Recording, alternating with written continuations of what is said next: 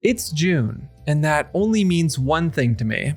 There is less than 1 month until the best romance anime of 2026 returns. You and I are polar opposites.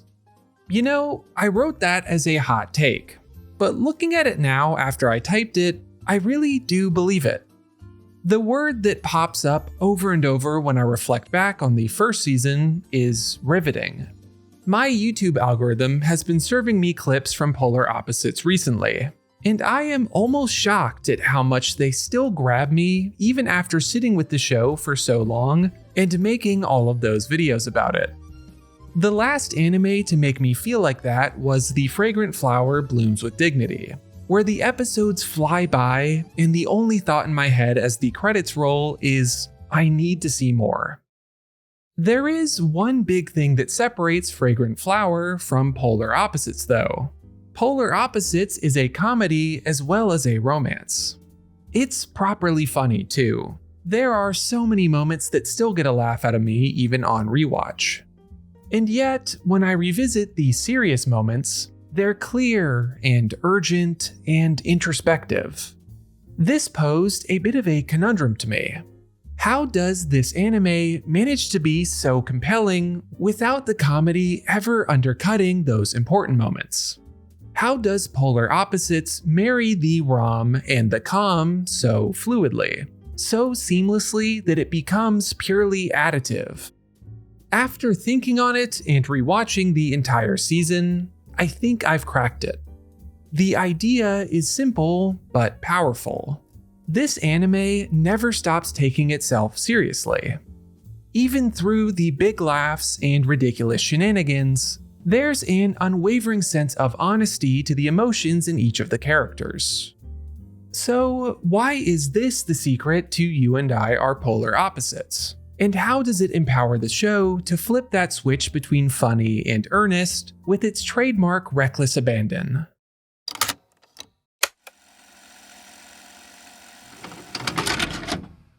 You and I Are Polar Opposites has really funny characters, but the actual world it takes place in is not particularly amusing.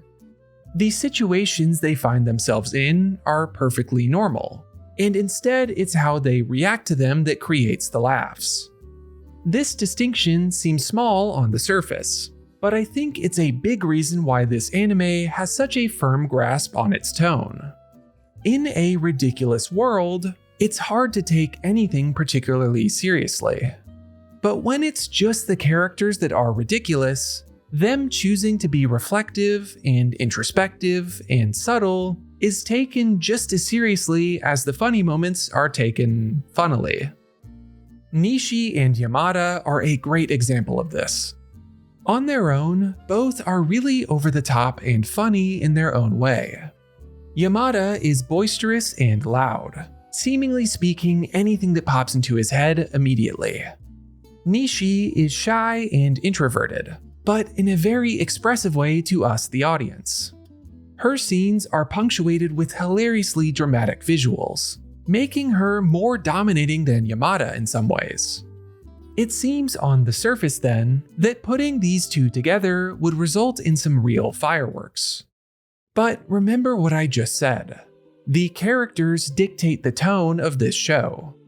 Nishi and Yamada want to take this romance, this budding relationship, seriously. As a result, their scenes together often feature the least amount of extreme visuals. The music is gentle and subtle, just like their love. It's a change of pace, but it still undoubtedly feels like both of them in these scenes. Their words to each other are more thoughtful and reflective than they normally are, but it still feels like their words. There's no need to bridge the romantic Nishi and Yamada with the comedic Nishi and Yamada, because they are the same characters, which I realize sounds obvious, but is not often as seamless as it is in this anime. And it goes without saying that this is not just limited to these two, but all of the characters in this show, and is a huge reason why it's as special as it is. Another thing You and I Are Polar Opposites does is it poses serious problems that are also realistic. both parts of that statement are important. Taira and Azuma are our most troubled couple, but they crucially still have issues that are deeply relatable. Feeling like you can't stand up for yourself or aren't deserving of happiness are both deeply debilitating and also undeniably all too common in those teenage years. Finding community and confidence can be a struggle for anyone, high school anime character or not.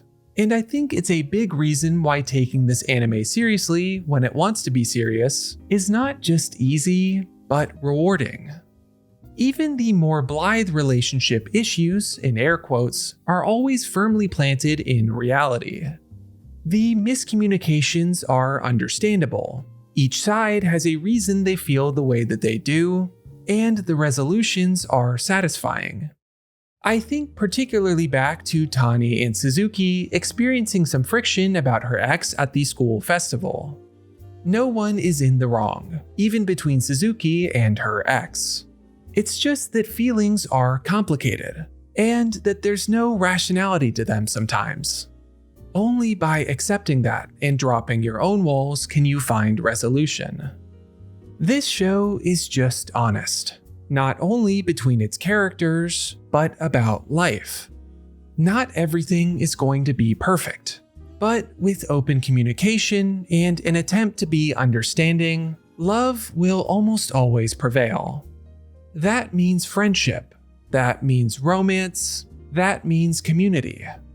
You and I Are Polar Opposites does serious so well, in part because it picks real things to be serious about, and isn't afraid to solve those problems without blowing things out of proportion. I've praised You and I Are Polar Opposites for a lot of different things at this point. Simplifying love, encouraging communication, having real friendships, removing filler. But what I realized tied all of those videos together was simply the power that being able to take this show seriously had. It made engaging with it at the level of in-depth video essays not just possible, but rewarding, interesting. There's plenty of things about this anime that are goofy and hilarious, but they don't diminish the quiet moments. If anything, they play off of each other, making for a story that is like a high wire act of tone. It's romantic comedy at its absolute best, as absurd as it is sincere, and there's nothing quite like it. And that ends today's episode of Love and Anime. I hope you enjoyed. Seeing that trailer for season 2 of this show really made me want to go back to the well one last time for some Polar Opposites glaze. I hope you'll forgive me when this anime starts back in earnest. I'll have to determinedly restrain myself from over-focusing on just one show. But that's a good problem to have, I think, and one for another day. If you enjoyed the video today and like video essays about romance, anime, and romance anime, liking and subscribing helps a ton and will keep you in the loop, as does hitting the hype button on the mobile app.